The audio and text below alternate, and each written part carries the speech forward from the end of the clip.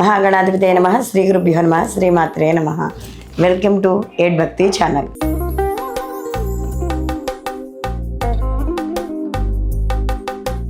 రవి గ్రహ సంచారం. రవి ప్రతి మాసము కూడా ఒక్కొక్క రాశి మారుతూ ఉంటాడు. అంటే ఈయన సంవత్సరం తిరిగేసరికల్లా 12 రాశుల్ని కూడా ఈయన సంచారం చేయడం అనేది జరుగుతుంది. అదేవిధంగా ఈ రవి కారకత్వాలు కానీ చూసుకున్నప్పుడు రవి గ్రహాలకి రాజు. అలాంటి రవి ఈ యొక్క గ్రహ మార్పు ఏదైతే ఉందో ఈ మార్పు వల్ల ప్రతి రాశికి కూడా శుభ అశుభ ఫలితాలు అనేవి ఖచ్చితంగా ఉంటాయి. అయితే రవి ఇక్కడ మనకి సహజంగా ప్రభుత్వ రంగాలకి, రాజకీయాలకు, అలాగే ఉద్యోగాలకు, ప్రభుత్వానికి సంబంధించిన వాటికి రవి యొక్క ప్రభావం అనేది మనకి ఎక్కువగా కనపడుతూ ఉంటుంది. అయితే రవి ఈ యొక్క మార్పు వల్ల అయితే ఇవి గోచార ఫలితాలు కాబట్టి ఈ గోచార ఫలితాలతో పాటుగా మనం వ్యక్తిగత జాతకాలు, అంటే ఒక వ్యక్తి జన్మించిన సమయానికి ఏదైతే ఆ యొక్క జాతక రాశి చక్రం ఉందో దాన్ని ఆధారంగా కూడా చేసుకుని ఈ గోచారము ఆ యొక్క వ్యక్తిగత జాతకము రెండూ కూడా చూసుకుని అప్పుడు ఫలితాలు అనేవి చూసుకోవాలి. ఇవి మనకి కేవలం గోచార ఫలితాలు మాత్రమే కాబట్టి అది ప్రజలు దృష్టిలో ఉంచుకోవాలి. కాబట్టి ఇప్పుడు ఈ 12 రాశుల వారికి రవి యొక్క సంచారం, అంటే ఇక్కడ నవంబర్ 16వ తేదీ నుండి కూడా రవి మనకి వృశ్చిక రాశిలోకి సంచారం చేయడం అనేది జరుగుతుంది. కాబట్టి ఈ వృశ్చిక రాశిలో ఈ యొక్క రవి సంచారం వల్ల ఎటువంటి ఫలితాలు ఉంటాయి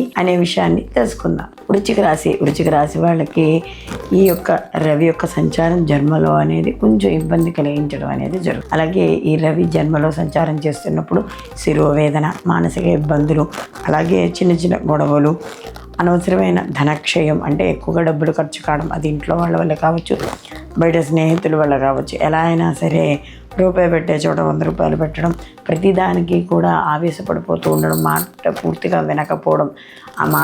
వినకపోవడం వల్ల చిన్న చిన్న గొడవలు అవ్వడం, లేదా అవగాహన లోపము, ఇలాంటివన్నీ కూడా చోటు చేసుకోవడం అనేది జరుగుతుంది. కాస్త శారీరక మానసిక ఇబ్బందులు కూడా ఎక్కువగా ఉంటాయి. ఆరోగ్యపరంగా జాగ్రత్తలు తీసుకుంటూ ఉండాలి. అలాగే ఎక్కువగా ఈ అలసత్వం అనేది ఏర్పడుతుందండి. శరీరానికి అలసట ఎక్కువగా, అంటే ప్రయాణాల వల్ల కావచ్చు, లేకపోతే ఇంట్లో కానీ పనిచేసే చోట కానీ అలసట ఎక్కువగా ఉండడం, శ్రమ ఎక్కువగా ఉండడం అనేది ఉంటుంది. అలాగే ప్రయాణాలు కూడా చేస్తూ ఉంటారు. అవి కూడా శ్రమతో కూడుకున్న ప్రయాణాల్లో ఇబ్బందులు అనేవి కూడా ఉంటాయి. అలాగే రాజకీయ నాయకులు కావచ్చు, అలాగే సినీ కళారంగాల వాళ్ళకి కావచ్చు, వీళ్ళందరికీ కూడా సామాన్యమైన ఫలితాలు గోచరించడం అనేది కనబడుతుంది. అలాగే వృశ్చిక రాశి వాళ్ళకి కాస్త గృహంలో ఎవరైనా పెద్దవారు కానీ, లేదా ఏదైనా చిన్న చిన్న అనారోగ్య సమస్యలు కానీ, కాస్త మనస్తాపం, బంధువులు మిత్రులు వచ్చి ఏదో కలిసినప్పుడు కూడా ఏవో చిన్న చితకా మాటలు అనుకోవడం, సూటిపోటు మాటలు అనడం, ఇలాంటివి కూడా కనబడుతూ ఉంటాయి. అలాగే విద్యార్థులకు సామాన్యంగా ఉంటుంది. వివాహం కాని స్త్రీ పురుషులకు కూడా అనుకున్నంతగా ఏమి సంబంధాలు ముందుకు వెళ్ళకపోవడం, అవి కూడా కాస్త నిరుత్సాహాన్ని కలిగిస్తాయి. విద్యార్థులకు కూడా ఉత్తీర్ణత అనేది తగ్గుతుంది.